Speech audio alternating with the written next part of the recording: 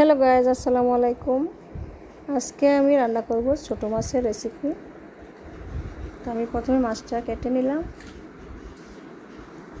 তো এখানে ধনিয়া পাতা তুলতেছি।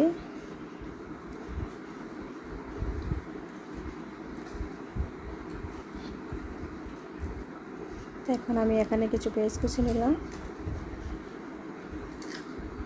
তো আমি এখানে সব কিছু দিয়ে দিচ্ছি, পেঁয়াজ কুচি এবং তেল। তো মাছটা এখন বানাচ্ছি, সব কিছু মাছের মধ্যে দিয়ে দিচ্ছি। অলরেডি আমার মাখানো শেষ।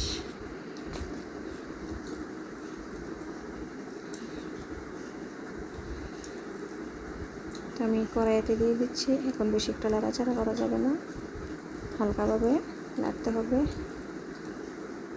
দিয়ে দিলাম পানি। এখন দিয়ে দেবো ধনিয়া পাতাগুলো।